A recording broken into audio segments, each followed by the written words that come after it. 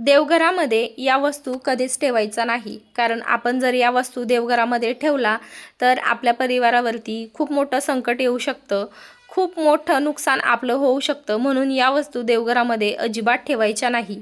नमस्कार मंडळी, श्री स्वामी समर्थ. आपलं सर्वांचं मनपूर्वक स्वागत आहे माझ्या एका नवीन व्हिडिओमध्ये.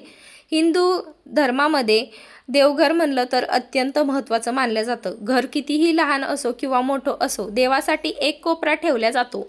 देवघर हे केवळ पूजा करण्याचं ठिकाण नसतं, तर ते घरातील सकारात्मक ऊर्जा, श्रद्धा, भक्ती आणि मन शांतीचं केंद्र असतं.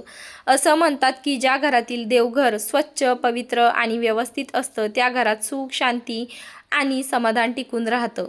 पण अनेक वेळा अज्ञानामुळे किंवा दुर्लक्षामुळे काही अशा वस्तू देवघरात ठेवल्या जातात ज्या ठेवणं योग्य मानलं जात नाही. आज आपण जाणून घेणार आहोत घरातील देवघरात कधीही ठेवू नये या वस्तू. म्हणून हा व्हिडिओ तुम्ही शेवटपर्यंत नक्की पहा. पहिली वस्तू म्हणजे तुटलेली किंवा भेगा गेलेली मूर्ती.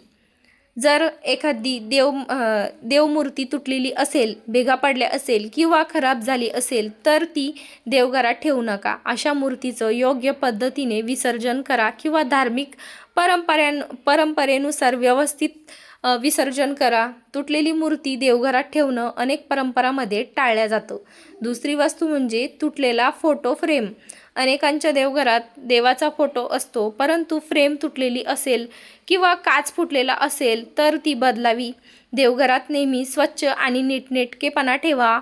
तिसरी वस्तू म्हणजे वाळलेली फुलं आणि जुने हार. देवाला अर्पण केलेली फुलं काही दिवसांनी वाळून जातात. वाळलेली फुलं, जुने हार आणि खराब झालेली पत्री देवघरात साचवून ठेवू नये. त्याच वेळोवेळी योग्य वेळी विसर्जन करून टाका. चौथी वस्तू म्हणजे जळून गेलेल्या अगरबत्त्या आणि कापुरांचा कचरा. पूजा झाल्यानंतर अनेक वेळा राख तसेच राहते. जळलेल्या अगरबत्तीचं, कापुराचं आणि इतर कचऱ्याचं देवघरात साचवून ठेवू नका. स्वच्छता हीच देवपूजाचा महत्त्वाचा भाग आहे.